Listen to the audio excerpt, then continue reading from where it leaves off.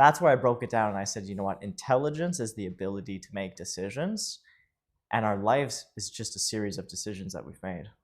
Yeah, I definitely would agree with that. That we sit here and really it's a accumulation of the decisions we didn't make. Land ahoy, mateys! The archipelago awaits. Today I thought we'd talk about decision making, because I think it's one of those timeless skills. Yes, and I for think sure. it applies to pretty much everyone. It does, yeah. So, because when I think about decision making, like I actually teach this in the AI workshops, is like I look at intelligence and I look at artificial intelligence. And I broke down, I said, how can we make a really simple definition for intelligence? And I said, intelligence is the ability to make decisions. Because if I look at it on a scale, and what I do is I write the scale on the board, and I said, at one side you have humans, okay? Humans got to where we are today because we made the best decisions. And we've made it over thousands of years, right? Like if we started living outside, now we have like these beautiful offices that we can sit in, talk on podcasts, do these things. Yep. Even if you look at the start of your life to where you are now, it's a series of decisions that we've made. And then on the opposite side of the scale, I just draw a pile of rocks. Yep. I said, it's really obvious, because I wanted something that contrasted it. I said, it's really obvious they don't make any decisions, right? They just sit there, they don't do anything. And then if you look at the scale, like you can have dogs on the scale, right? It's like, when I have to poop, I'm going to bark at the door, right? That's the decision that I make. It's instinctual, but it's a decision. So it's like, that's where I broke it down and I said, you know what, intelligence is the ability to make decisions, and our lives is just a series of decisions that we've made. Yeah, I definitely would agree with that. That we sit here and really it's a accumulation of the decisions we didn't make. Because sometimes we don't make a decision. That's a decision itself. I think people think that it's like you got to say yes to that, no to that, yes, that's a decision. A lot of times we sit there stationary, and that really decides it for us. So, but you're right that all of those things set us exactly where we sit. And then it'd be very interesting even when you go back and think about that, if how easy it would have been to have a different path and not to be sitting here. That could be, it could be several decisions or even one decision, right? The decision to do this, to live here, not live here, to do this, like to go to school, not to go to school, all those things just shoot you down this path. So you're right, we sit here as a bundle of decisions, the outcome of those decisions for sure. And so when you have say a hard decision you're going to make, or a decision you're going to make, do you have a process? Probably not as refined as it should be. I think for all of us, what happens is we have a situation comes up, and it puts us into this place where we have to make a decision. And then really for me, it's just, I don't know if it's just more instinctively, you just look at it and you say, it's like probably if I, wrote it down, I would go pros of it, cons of it, and then impact of it, meaning that, if usually sometimes what, like you said, like, use your dog, the dog barks and you have a decision to open the door or not open the door, you're involved. But then if you don't open the door and then he walks over and poops on the carpet, now we got the carpet cleaner to come over. So really at the end of the day, there's these sort of not stakeholders, but there's all these people that are going to be impacted, and what is the impact, and is it in an acceptable range, if that makes sense. You can't make a decision without it having an impact on somebody. But those are the things you have to do. So that's, I think, if I were to write it down, slow it down, and lay it out like that, but I don't typically do that. There are some times where I actually do that, but that's really what's going through my brain, is sort of like, left, this is what would happen. Right, this is what would happen in that decision. Pros, cons, impact, timing, and I sometimes also find is, what is the barrier to making the decision. So you think, well, it's very easy. You just go, yeah, left, right. But sometimes it's economics. Sometimes there's a million different things why the timing of the actual decision has to be delayed all the way through. And again, I would argue that's a stakeholder impact sort of part. So that's what I'd probably run through my mind, but I don't lay it out accordingly. I think Yeah, because I think I follow a similar process. I think in the past, I've made very logical decisions. So I do the pros and the cons. I write it out. And then you think, okay, well, say if these pros did happen versus these cons, like, how do I want to live and then I can follow that decision-making tree. And then especially in finance, like you think about risk mitigation. Yep. So then you think about, okay, well, if this decision goes wrong, what can I do? What's my contingency plan to be able to like make up for that risk? Mm-hmm. And then after you look at the bigger picture, because I find that really helps is painting out the big picture. Is saying it's like, I like to even draw diagrams. It's like, okay, if this happens, here's the two effects of the outcome. Yep. After that, what happens after that? And once you get a clear picture of it, hopefully, one of my theories is the best decisions are the most obvious ones. Yep. So then you can look at it and say, okay, yes, that's the very obvious answer there. And the other one, so that's very logical decision making. But the other one, I think, that you just get better at over time is the intuitive decision making, where it's like you look at something, and this is what I've been like challenging myself to do lately. It's just more like little yes no questions, right? It's little yes no questions, and it's the first thing that comes to your mind. Like that's your intuition saying like I'm leaning towards that side. So if I think even just this year, right? If I'm saying start living, when I said, okay, do I want to do the podcast this year? Yes, no brainer. Do I want to read this data science book? Yes. Okay, well, I only have time for one of them. Yep. Do I want to do the podcast over the data science book? Yes. Yep. Then that's intuition, right? It's like saying like, and that's, you can run that in 5 seconds in your head. And then you can say, yeah, okay, well, I'm putting the data science book back on the shelf and I'm focusing on the podcast because I know I only have so much time for one of them, but then I can use more intuition to make the decision. Yeah, and I think you're right about that. It's not always this logical one, but some of it happens really quick. When you say even 5 seconds, it's probably a second, and it's either maybe you're familiar with to your point is it's A or B. Which one do I? Okay, well, this is the one I'm like leaning to intuition. It feels better. There it is. That's the answer, and it's real quick. So imagine that if you sat there and said, "I'm going to draw all that out, lay it all out," and you took an hour to get to the point where you could have just said, "Oh, yeah, this is the one. I only have so much time." So I think what happens is we move that process along faster and faster and faster because they're very familiar sort of states for us. So that's interesting to slow it down and dissect it because I don't know if I really spend that much time thinking about the decision making, if that makes sense. It's more to do with yes, there, and people go, well, how would you know? And it's just, well, because the framework you've seen before, it feels the same, or right. Or the other thing is it really doesn't matter because really at the end of the day you might free up more time to come back to both of them, but maybe it's not material either way. So you can see that. I guess I've seen sort of the extreme where people have a decision, and that's the old paralysis by analysis kind of concept. So, well, I better dissect this, and then they write 3 papers on and everything, and all it was, hey, do you want to go for coffee? It was just a yes or no. And they're like, well, if I did that, I might get hit by a truck. And pretty soon it's like they're sitting at the corner talking for an hour to themselves about what they could do. In the meantime, I already went, had the coffee, and we're done. That opportunity is sort of passed real quick. So I think it's more instinctively that we do it. But that is really, and if I get into a more complex thing, then that is really what I'm thinking in my brain is those parts. But intuitively, I think like you're right. I think most of the time instinctively, now this assumes that we are what I call normal decision makers, because then I would argue then how do people arrive at, so if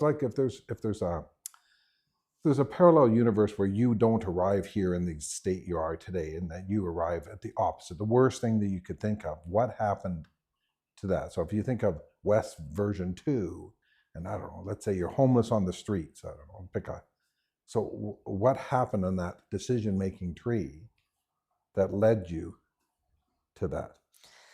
Yeah, I would think the decisions were made to self-sabotage. Yeah. So in the Yoga Sutras, they talk about how everyone has a tint on the world. So it's just like you're wearing a pair of sunglasses, right? Yeah. So say you're wearing a pair of yellow sunglasses. Yeah. Everything looks yellow tinted, right? Yeah. But if we all were wearing yellow sunglasses, it all looks the same to us. So what you have to try to figure out is like, what's the color of the tint of your sunglasses? Because that's how you see the world. So in this parallel universe, I would assume I would see the world differently.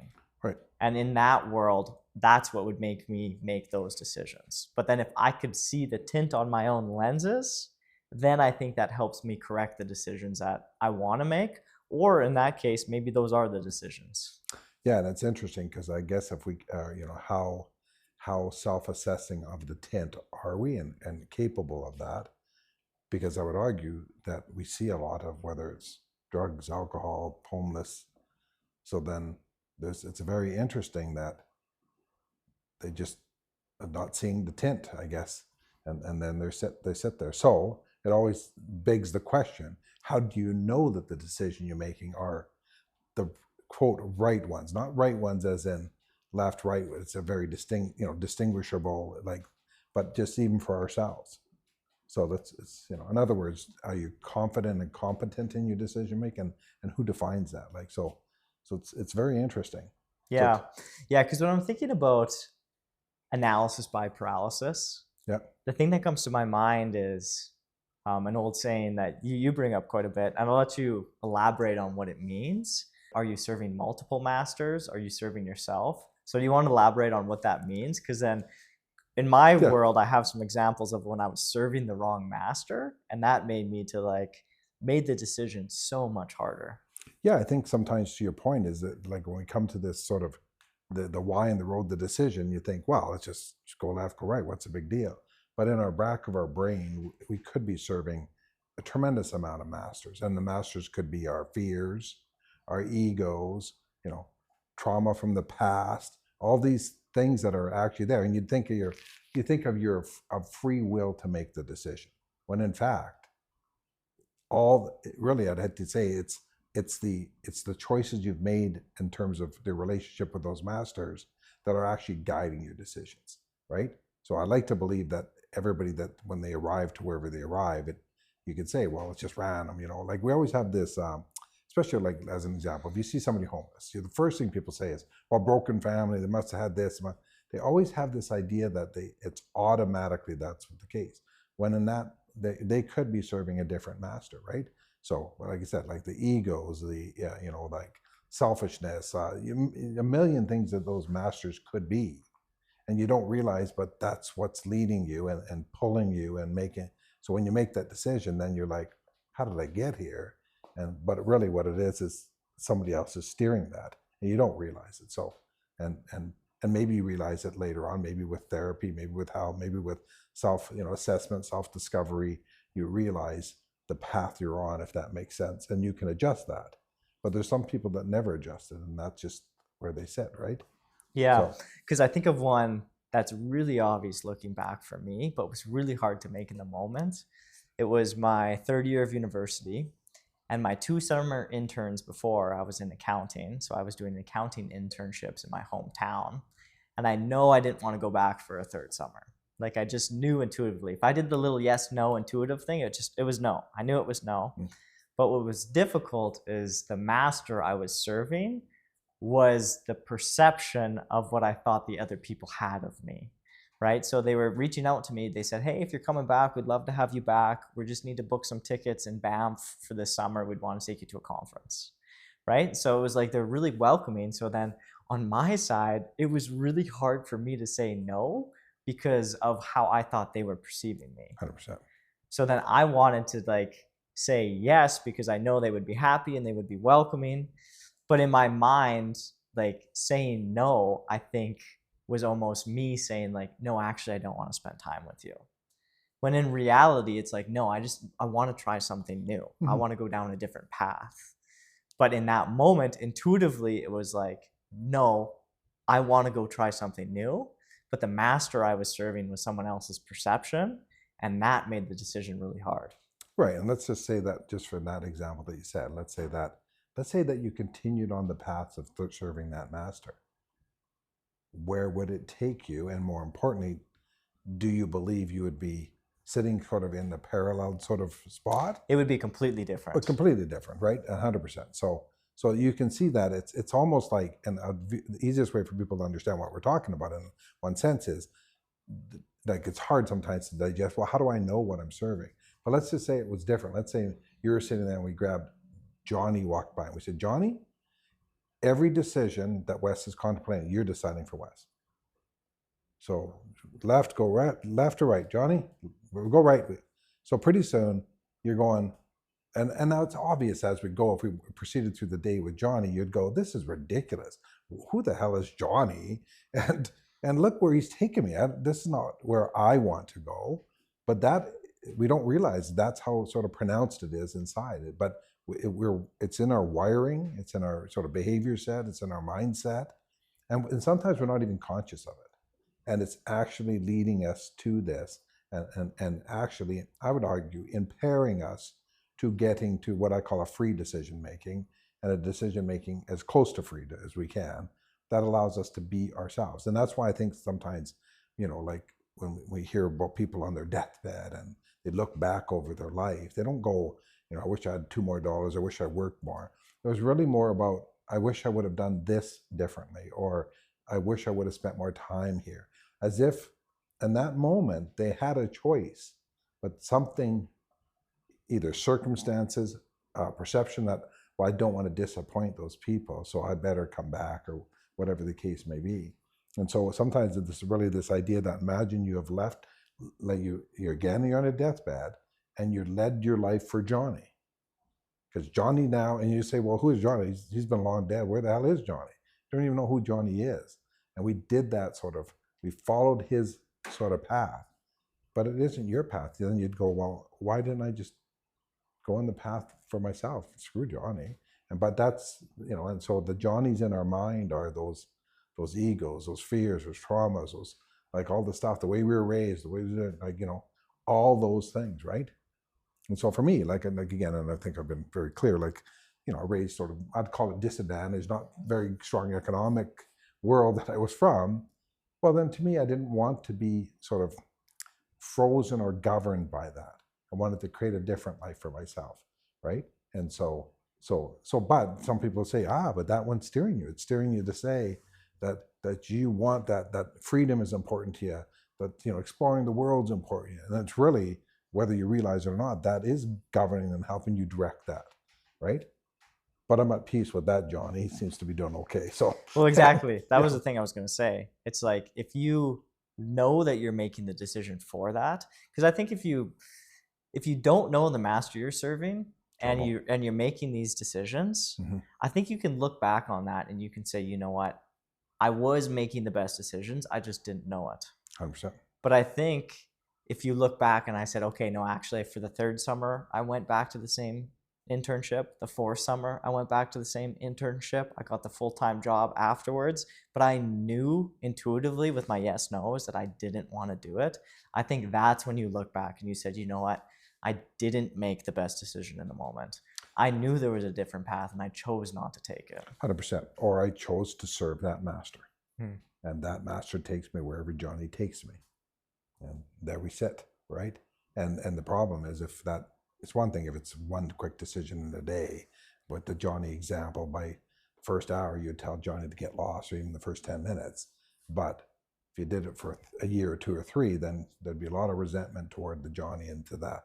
And to yourself to say, why the heck did I listen to that and follow that, right? So it's very interesting that when we don't follow our own path, I remember a financial one, this is kind of an interesting one, but I used to run these pension plans for one of the companies locally here. And I remember going in, and it was a very interesting, they actually had a matching pension sort of plan that if you put in money, they would match up to 3.5% of your wage. So it was free money, really, basically. So when I walked in, I thought, wow, all the people in the company would be taking advantage of this. I mean, it's free money. Well, I discovered that there was 2 or 3 that weren't, and one of the, had an ownership group of 5 or 6 owners. One of the owners wasn't. And so I'm like, so at the end of the day, there was 4 people not taking advantage of this 3.5. So I called them all into a room, and I said, I explained, I said, I'm new at running you guys' pension stuff here because it's been in place, but I noticed you guys aren't participating. And they said, no. And I said, and you have no intention of it. I said, no. And the one guy said, do you mind me asking you why? And then he pointed to the other guy that wasn't. He said, because he told me not to. And I'm like, and you guys have no intention of taking the free money that the company is willing to give you. And they said, no. And then I thought, I just have some fun with them. I said, so together that's 3.5%. You understand that? And they said, yeah. And I said, so collectively, there's 14% that's being left on the table here. And they go, yeah. And I said, well, then you don't mind if I ask the company to give it to me? And they said, what? And I said, well, you're not using it. What if I said to the company, I'll put the 14 and you give me the 14? Because the company's willing to give it and then you don't want it, I'll just take it. That wouldn't be a problem with any of you four, right? They stared at me like some lunatic. But anyways, now flash forward, every single time I saw the one guy, so just so you know, subsequently, every one of them did, except for the owner. The one owner didn't do it. It was very bizarre. But every time I saw that one person over the, 1 year later, 2 years later, 3 years, every time I ran into him, that's the first thing out of his mouth. I can't believe I listened to the guy over there that didn't really know. And so he had this regret that he followed his Johnny and it cost his family this money. So very interesting, right? So, but at least he could see it, right? But, yeah, and in that story, like, you painted the picture better. Like, Yeah. you really painted the picture of, hey guys, you were losing money on the table here, right? Which is part of what we were talking about earlier on saying, can you see the big picture to help make Right. the decision? Because Right. once you painted that picture, the Right. other people were like, oh no, I'm contributing the money now. Right. But there's an example right there that friendship was a master he was serving. Like there's so many different masters that we serve in our lives and we don't know. And they're steering us and they're steering us. So we think we're a free will to make a decision.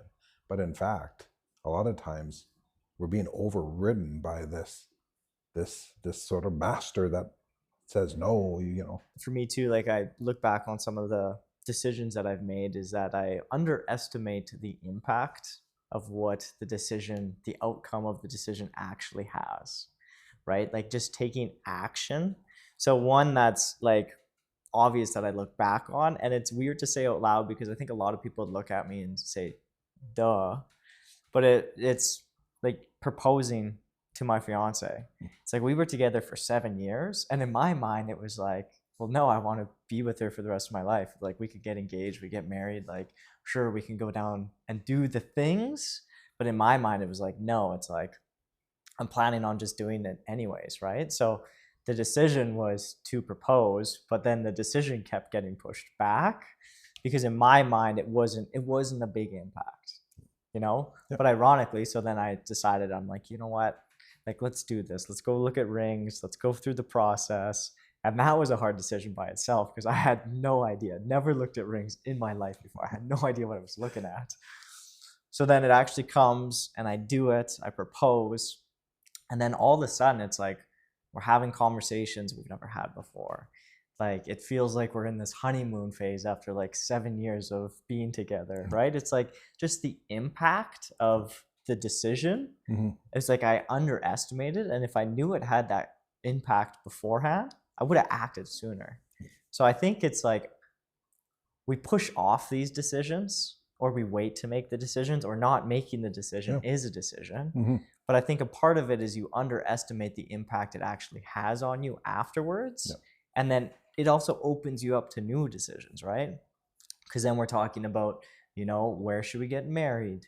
Should we have a family? Should we do these things? Like, it just opens up the door to these other decisions that I thought were, clear per se, or just coming down the road, but it just makes it more tangible. Yeah, I think it was, it's very interesting that you see it clearly that, this was the, right? So, and I think the other thing there is stacking those decisions. So this is another thing I teach in the AI workshops is, like, when you're working with AIs, it's like you have kind of two ways that you can talk to them. And it comes down to decision making, because I say artificial intelligence is computers making decisions, intelligence is humans making decisions, right? So it comes down to decision making. So if I ask, say, ChatGPT, I call this a Hail Mary. I say, buy me a stock. And it's going to spit me out it's going to say, oh, you know what? Here's some preamble on being careful, but here's a stock, right? And it's like, what's the odds that that stock's going to go up? Like, it did some research. So let's say 51%. Okay, let's give it 51. So honestly, pretty good. You're not, you got a slight edge, right? But I call that a Hail Mary prompt because you're just throwing it up there, right? And then on the other side of it, I call it a very predictable prompt, right? like if you ask an AI system, or even if you think of like text Johnny, or Yep. if Johnny's making your decisions Yep. and you say, hey, Johnny, like I want a salad, I want a protein in it, I want it to be a parrot with a steak, and I love carrots. Yep. Like, you kind of know what Johnny's going to tell you, right? Yep. It's very predictable. It's a predictable decisions. Yep. But what I say is like to make these systems smarter, like if it can be people or it can be computers, Yep. you know, intelligence is the ability to make decisions. Yep. You just make a lot of really small decisions and you Yep. stack them on top of each other. Because if I wanted to say buy a stock, how can I break that down into a lot of really small decisions, right? Like I'd probably look at say like interest rates, the economy, where do I want to buy, what industry do I want to be in, what's the economic conditions of the company. It's like I'm just breaking it down into smaller and smaller and smaller decisions. So each decision is very predictable, right? Does the company have good cash flow? Is it paying a dividend? Is this what I'm looking for? And then as you stack those little small and small and small decisions, you keep getting those wins. And if you don't get wins, you learn from the losses, which opens you up to make better decisions. Because that's what we talked about earlier. It's like, okay, yeah, it's easy. Like you're saying, you feel like you make really quick intuitive decisions. Well, it's because you've made a lot of decisions in your life, and you've seen a lot of patterns. So then it's easy to good make and bad. exactly. Yeah. So then you can make those decisions faster. But it's just stacking those decisions and making those decisions. And then that can get you to the Hail Mary outcomes, right? If it's like sitting around and looking around now and say, wow, I got a company of 10 people. Well, how did that start? For me, it started by sitting in my parents' house and opening up a programming book. That was the decision 6 years ago. And it's just stacking those decisions up. Yeah, 100%. And I think if you look at, to your point, is that really is that when you think about people inside of there, it's whether they can recognize those decisions and make those decisions. But that is one, like if you sit there and stack, so you could say, well, Daryl, all this done is you stacked up that, so it makes it easier for you to make those decisions. But then I always think about people that can't, you know, how you come across people that it doesn't seem like they can make a decision. I always wonder what's going through their mind, and maybe what's going through the mind is, I can't digest all the outcomes that could be there, or I can't deal with the stakeholders that would impact. So there's lots of people that they're frozen by that decision making. They can't move up the stack. Yeah, it's true. And that's the masters you serve. Like it's such a big part of making decisions. Oh, it is. Because even yesterday I had to send a tougher email off, right, to this client. And I was like, I sat there before I sent it and I was overthinking it. And I was like, well, does this email have to be sent? And I was like, yes. I was like, okay, then send it. Right. And then move on. Right. It's like stop serving or stop trying to anticipate or predict the future with every single decision you're making. It's like, is it being made? Do you have a clear idea of what can happen around it? Then make the decision and let's move forward. But a lot of these decisions, it's funny when we sit back now, let's just say, they're material in our lives in the sense that, but a lot of times these decisions, we put a lot more sort of stock that there's going to be this major impact, and a lot of them don't have anywhere near the impact, or we're just not used to the range of the impact. Decision you made 5, 8, 10 years ago, and if you came across your plate now, you just go, done. And so it's because, well, this is a tight range. It's going to be either this or that, and both outcomes, it doesn't matter. It's so close, right? But where other people are like whether it's a decision to go out for dinner somewhere, they can't make a decision where. It's just like, pick a place. It really doesn't matter. It's not material to what's going on, but people can't. Yeah, absolutely. Because I'm also thinking about, like, I helped my sister move last summer, right? And so her boyfriend, this was actually really nice. This part, it was like taking a break from decision making. It was like I showed up and I said, you know what, you just tell me what you want me to do. It's like, I'm not going to be here to like help coordinate which boxes fit the best or what you want to move or what you want to do. I'm like, you're running the show. Just tell me which box to move. You point at the box, I'll pick it up and I'll go put it in the U-Haul. And that part, like, it was nice to take a break from making decisions. It takes the responsibility off of you, but makes it clear that, you know what, actually, I'm making the decision to follow you. Yep. You know, I don't have to be a leader in this situation. I don't Yeah. have to be a leader all of the time, Yep. but I'm deciding to follow you. So if you want me to pick up a box and move a box, I'll move a box. Mhm. But I don't have to say like, just because I want to be a leader, or if I see there's a better way to do something, it doesn't mean I always have to decide to cross that line and try to tweak the outcomes to how I want to see it. Because sometimes it gets, when you get over like so many decisions in your life, then to break from it's nice. Yeah, it is nice. And ironically, like we said, either you make the decision or you don't make the decision. It's still making the decision, right? And if we look back, it's like you can make very logical decisions, right? You can map out the whole thing. Be cautious, analysis paralysis, Yep. right? You still have to make the decision. Yep.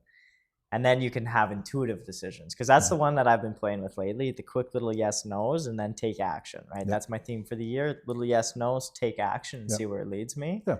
And then after you follow those things down the path, these decisions keep stacking up, and then it gets easier over time, like we talked about, right? And I think it's about just being conscious of the decisions you're making, which is really the underlying theme, I feel like, that we kind of cover, is that like it does come back to just like you're taking action, just be conscious of whatever that action is taking. And be comfortable with the outcome. Just, take that step. Because I know, I'm sure if you sit down in your mind, you've seen people and know people that can't make a decision. I find that very, very painful to be in proximity to, where they're sitting there and it's like, just make a decision, right? Like, I remember one time that like I was sitting there with some people and they're, what do you want for dessert? Well, to me, I don't care if we have it, don't have it, whatever. And they go, well, I don't know, I should, maybe I should get the pie, maybe I should get the cake, maybe I should get the pie and the cake, And then I said, do you want me to help you with that decision? And they looked, I said, yeah. I said, she'll take both of them. There you go. Now there, okay. Now let's just move on. And they stared at me. So I remember one time we were down in Montana with this other couple, sort of same idea. That really the people couldn't make a decision. So I said, tell you what, it was getting to be painful. We couldn't decide even where to go. It would be like an hour debate to go, like where we're going for dinner. So what I did is I said, okay, tell you what, let's do something here. And I took this old deck of cards and I said, I want everybody to write 3 places they want to eat. And they don't show them, just put them on 3 cards. And so there's 4 of us. So then there's 12 cards and then nobody saw them and shuffled them up. I said, good. Now, when it comes, and this is sort of, when it comes to going out, we just, and I don't care who picks the card because I didn't want to get into that decision of who's going to pick the card. First card flip, whatever it says, we wrote it on the card. And that's where we're going. No questions asked. Do we all agree? Yes. Okay, great. Now that saved me from sitting in proximity to that agonizing process of it's in material where we go, just grab one of them. So they'd flip the card and then you could see that they would start to almost, we honored it, but you could see it was a big deal for them. Like, well, I don't know if I want, it's like, no, this is random. We said, otherwise we're sitting there, you start out and it's 5 o'clock and you go, where should we go for dinner? Next thing you know, it's 9 and you went for dinner. You're like, just grabbing a snack out of the fridge. Well, it's funny because the reaction, it's like, no, they actually have an opinion on where they want to go. Yep. Right? It's like, now when you start, it's like the draw in that case was Johnny making the decision for them. Yep. And as soon as that happens, actually now it's obvious that I just don't want to do that. I would rather do the other thing. But I've had similar experiences. Yep. And I think it is like vacation, or even like if you're just like trying to choose a movie for the night, right? Where should I eat? I think it's always the opportunity cost of, I think there could be something better. Are we doing the best thing? We're only in Mexico once. It's like, are we doing the best thing in Mexico? Are we going to the best restaurant, right? Because so then you're sitting there and you're trying to figure out like what the best restaurant is, instead of actually being in Mexico and just exploring and being there. Yeah, so if you sit down and think about it, if you had to do that 12 times and each time it takes 20 or 30 minutes to do it, it gets to be like almost a definition of ridiculous when you could have just said, tell you what, there's 12 of them. There's 12 restaurants here and over the window, we're going to see all 12. And very likely that's the way you analyze everything. And it is like, get it out on the board and you write it out and you're like, we're writing all this on the board to go out for dinner. Tell you what, I'm going to go out for dinner. You write it on the board. When I get back, I'll bring you some food. Yeah, I'll bring you some food. You tell me what you decided, because it really is not material, like, right? So, but very interesting to watch people interact with decisions. So that's a good challenge from this episode. Yeah. So we talked about a lot of things, but like maybe just write down how long it takes you to make a decision. Mhm. Like, what's the average time it takes you to make a Yeah. decision? And try to just get it lower and try to make more decisions, because then Yeah. you see more patterns and then it just gets easier to decide. Yeah, and to me, then let's say that you took a person that normally takes an hour, and then you got them down to a minute. You and I would say that's great progression. But then what happens is, we want to be clear on this, is that if they make the decision in the minute, which is wonderful, they can't have regrets for an hour, because then they're going, see, I should have went and would have, could have, should have. I try not to normally put those in my vocabulary, because they all speak of regret, or if I would have known something, if I would have known that information, I wouldn't have. So they look at an outcome and then they try to say, by the sort of the definition of that outcome, the decision was good or bad, and that's ridiculous. That doesn't make any sense to me. Make a decision and live with the outcome. But some people can't make the decision, and they equally can't live with the outcome. So they have regrets, and that regrets can stack. I'm not talking, it's one thing if it's, oh, we should have went to that other restaurant. But I'm talking, they sit there and now they're referencing 2, 3, 5, 10 years ago. Yeah, 12 years ago, we should have taken a left instead of a right. And they're like, what? That's so long gone. So people really struggle on the decision side, and they really struggle on the outcome side. Like the outcome has anything to do with anything other than, to me, it's just look at the decision-making process. If it's tight, there it is. Whatever outcome comes, there's a randomness to outcomes. So, right? Yeah, that's a great point. It's, you're making the best decision in the moment. Yeah. I don't care if that with the information you have. With the information you have. Yeah. I don't care if that's 5 minutes ago, 5 years ago, like 5 seconds ago. Mm-hmm. It's like you learn more as time passes, but in that moment you made the best decision. Yeah. And if you can live with that, yeah. then it doesn't really matter. Over time, you're going to end up where you belong in that journey. But if you look back and you say, you know what, I actually did make the best decision in that moment, yeah. then you're not going to have any regrets. Yeah, most people don't, though. They do it the other way. They get to the outcome and they now have an extra piece of information, right? Like we go to the restaurant and we didn't realize that the cooks all quit. They just grabbed Johnny off the street, and that's, if I would have known that Johnny, well, of course, if you would have known, we wouldn't. Those are like Captain Obvious. Of course, if I would have known. Or you have a stock that has good returns and you're like, oh, I should have put more into this. Right.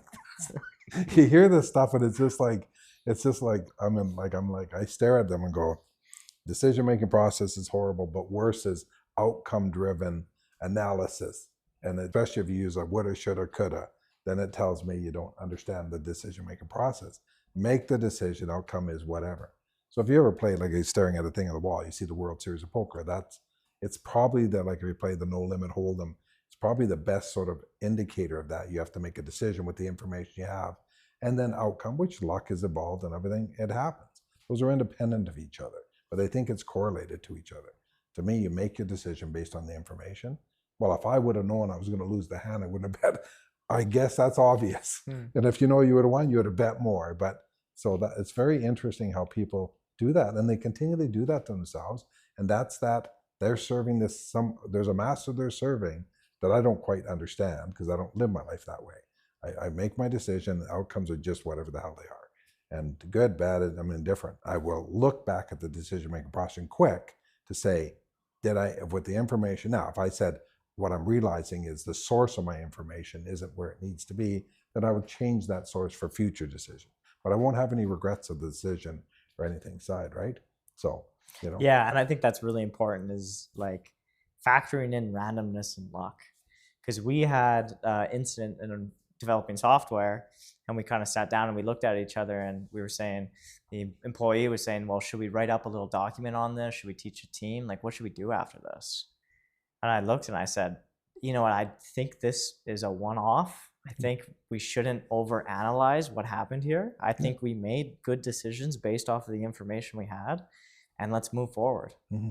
And that was it. Even though it's like, you know what, we could have sat there and we could have rationalized really good outcomes to be able to prevent this in the future, right? But I don't want to build up all of those barriers to make future decisions or put that stress on ourselves. It's like, you know what, we had the information, and we would have made the same decision if it happens again in the future. Right. So let's not overanalyze it. Yeah, that's it. And so to me, that's the process. If you basically, not based on the outcome, but would you, in the exact situation, with the exact information, make the exact decision? If the answer is yes, the decision's good. It's as good as it's going to get for you. Even though you had bad outcome. Well, the outcome's the outcome, right? So Yeah. yeah. So it's only when you get to the outcome can you determine it's bad. Mm-hmm. You can't determine it ahead of time, because if you could determine it was bad, that's the decision. So it's only when you live in outcome land that you decide it's good or bad, right? Mm. Right. So It's a good sniff test, right? To say, like, would I make the same decision given the Yeah. same information? yeah, and I go back to my brain and saying, given where I sat, and I want to be clear, the information I had, the masters I serve, because if you're serving a different master today, like if you before, making a decision with Johnny and now Johnny's gone, well, that's not the same scenario. Given the wiring I am, given the masters I serve, given the information I have, given the moment of time it was, would I make that decision again? If the answer is yes, then outcome is just outcome. Move the hell on. But people are not wired that way. Just the vast majority of people are either stuck, they can't make a decision. You see it all the way through work, life, and everything. And then a dramatic amount live in outcome land. Like, yeah, I wish I would have, 12 years ago, I should have and could have and would have. And it's just like, what the hell are you talking about? Every bad outcome, as defined by however you want to define it, we're going to go back and we're going to put a tagline that we should have done this, we could have done this. Like, holy crap. Well, so there's a paralysis by analysis on a decision. What's done is done, right? Yeah, because you're not living in the now. No, And you're not focused on future decisions. And that's part of it too, is like sometimes like I do catch myself a little daydreaming about the past, and you're like, oh yeah, could have done that, could have done that. But then it's like, okay, well, if you think about yourself today, like what are the things that you're going to look back on and say, oh, I should have done that, right? It's like you try to, if you have something in your mind, like great, well, you should just do that, but it's not obvious today, right? It's not obvious. It's not there. No. And I always say that we could do, as an example, let's just pick one. That let's say we looked west. You said 5 years ago there was this decision, Daryl. I wish I would have done something. And I'd say, okay, then in Daryl's mind, that if you change that, you're not sitting here. That's it. We're not podcasting today. Yeah, it'd be a parallel universe. Parallel universe. There it is. So I sit here and I'm at peace with sitting here. There wouldn't be anything I would change. There isn't anything. It's just, there it is. That's the sort of life we lead, right? But what if the situation was different though? Because we're really happy sitting here today. Yeah. What if you were sitting on the street and you weren't happy with where you are today, and you look back at that decision 5 years ago? Well, I think then I think the reason I sit on the street is because I'm still looking at the decision from 5 years ago. I can't live in the moment. I can't let the past go. The old Rolling Stone song, yesterday doesn't matter if it's gone. But apparently to some people it does matter. That if I could, wave my magic wand and go back and change things. But I think that is to whatever, degree we live on that spectrum. I would argue that all along, if we could just accept the decisions we make and live where they are. Because to me, if you took that one step to the right and it should have been left, at that moment, you can always take 2 steps back and you're in the left. But pretty soon you keep going right, and pretty soon we're 1,000 miles away from the left. And then at that moment, we still can take those steps, but people believe, wow, it's too late for me, I'm too old, I'm too this. And to me, it's that woulda, shoulda, coulda mentality.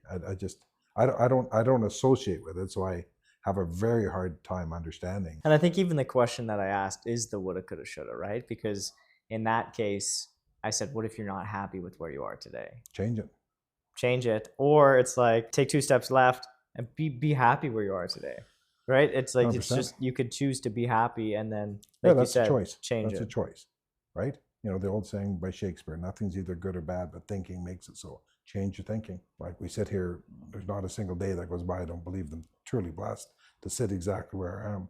And if I don't like a circumstance in my life, just change it. And then they'll say, well, then they'll come up with a whole laundry list of people why I can't change it. I guess, or change it. Mm-hmm. Like, it's your life, you're the architect of your life. If you don't like the design of where you sit, then change the design. And do you want to change it? Yes, Yeah. no, yes, no, yes, no, yes, Yeah. no, Yeah. yes. Okay, and then Yeah. change it. It's Yeah, like that's most- what it is. It's the intuitive part. That's a really Right. intuitive decision. That's not a logical decision Yeah. on that one. Yeah. It's intuitive. It's like Yeah. if you sit here, yes, no, and we say no because we're like, we look around and we're super happy where we are and we're doing Yeah. the pod and we're building the businesses. And it's like, no, it's I want to keep doing what I'm doing. Yeah, exactly. Boom. Or if it's you sit there and it's like, yes, it's like, okay, change it. Yeah. Yeah. It's more to do with, do I have a reason or an excuse not to change? Yes, yes, yes, yes, yes. Instead of just like, right? Just do it. Take a step to the left. Doesn't matter what the world, doesn't matter that you took 5,000 to the right. And that's that paralysis. Wow. I did all these things. So again, it's living in the past, live in the present. This is where I sit. Do I want to change where I sit? Or do I, and that's, and the lot, you can't live in outcome land or complaint land or excuse land. Just take the step that you need to take. But the vast majority of people live in this out, like it's I find that energy sucking to be in proximity to that. It's like, every reason that they sit in the situation is because of somebody else.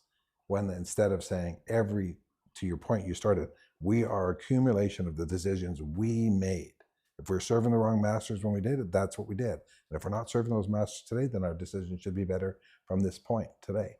But it's 100% on us where we sit. It's nothing to do with circumstances outside. That's my belief system. Where other people believe it is. Well, it's because of this. I grew up poor, did all this and all this stuff. That's why I sit there. Believe whatever you believe in. I don't believe it. I believe that I sit here because of the decisions I made. I own them. End of the story. And if I didn't like where I sit today, then I better make a different set for tomorrow. That's it. I keep it that simple in my mind. So I don't like hanging out with poor decision makers, as defined by they can't make it, or poor outcomes and I woulda, coulda, shoulda land. Don't invite me to that party. I'm not interested. So very, very, just own your shit, make your decisions. If you don't like your process, change it, and then see where that takes you. And how much to the left it'll take you if you're too far to the right. Here. Here. Anchors up! Time to set sail.